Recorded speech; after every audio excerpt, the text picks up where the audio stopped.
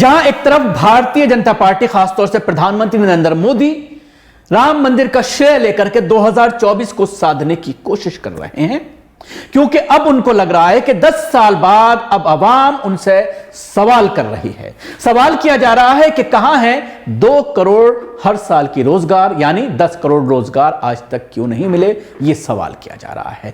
बढ़ती महंगाई पर सवाल हो रहा है, सिलेंडर के रेट पर सवाल हो रहा है। 80 करोड़ लोगों को आप फ्री राशन दे रहे हैं, जिसका मतलब यह है कि और ज्यादा गरीब आपकी सरकार में बढ़े हैं। यह सवाल किया जा रहा है और खासतौर से सोशल मीडिया प्लेटफॉर्म्स जो हैं अब एक मजबूत विकल्प के तौर पर सामने आए हैं।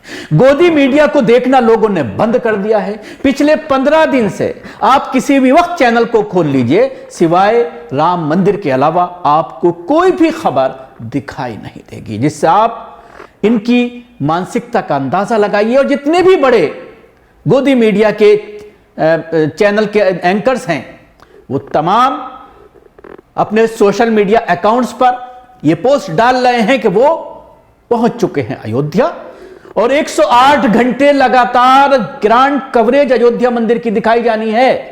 लेकिन इस दरमियान आम लोग क्या सोचते हैं, आम जनता इस मंदिर के इनॉग्रेशन को लेकर क्या कहती है, और जो धर्म गुरु हैं हिंदुओं के, वो किस तरह से इससे अपने आप को अलग रख रहे हैं, ये तमाम चीजें सोशल मीडिया के माध्यम से आप तक पहुंच रही हैं। बताने की जरूरत नहीं है, हजारों वीडियोस आपने इस तरह की देखी होंगी। आम जनता इसके बारे में क्या सोचती है, और मोदी के जरिए प्राण प्रतिष्ठान को लेकर किस तरह के सवालात खड़े किए जा रहे हैं। खुद पंडित और जो स्वर्ण वर्ग के लोग हैं, वो पूरी तरह से इस प्राण प्रतिष्ठान को धर्म के विरुद्ध बता रहे हैं। ये एक अलग मसला है।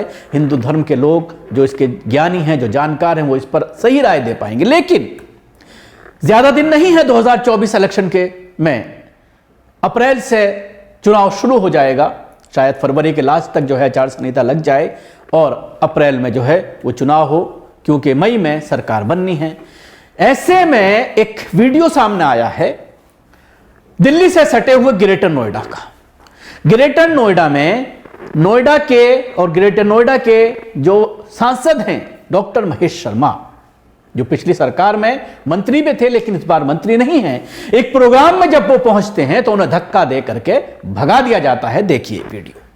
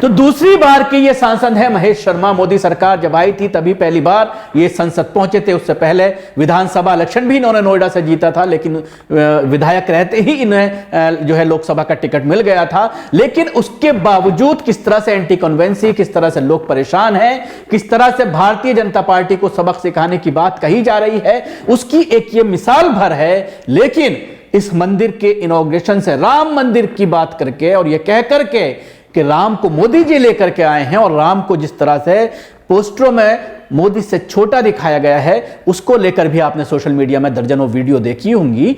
लेकिन सवाल यह खड़ा होता है कि जब असल मुद्दों की बात होगी, जिसको गोदी मीडिया ने भुला दिया है, जिस पर गोदी मीडिया कोई बात नहीं करती, असल मुद्दे पूरी तरह से गायब हैं। 2014 से पहले यह मेन स्ट्रीम मीडिया जिस तरह से कांग्रेस से सवालात करती थी, महंगाई को लेकर, उसके साथ ही करप्शन को लेकर, बढ़ते हुए पेट्रोल और डीजल और सिलेंडर के रेट पर, अब ये तमाम मुद्दे पूरी तरह से इन चैनलों से गायब हैं। तो सवाल यही खड़ा होता है, जब देश की राजधानी से सटे हुए इलाके में इस तरह के हालात हैं कि 2 बार के सांसद और विधायक एक बार के, उनका किस तरह से आम जनता विरोध कर रही है। 2 दिन पहले भी एक मामला सामने आया था डेमोलिशन का लेकर, उस वक्त भी महेश शर्मा के खिलाफ पूरी तरह से सोशल मीडिया पर एक अभियान चलाया गया था और इस डेमोलिशन के लिए उनको दोषी ठहराया गया था। तो सवाल यही है कि आखिर इन सब चीजों के दरमियान किस तरह से भारतीय जनता पार्टी 400 सीटें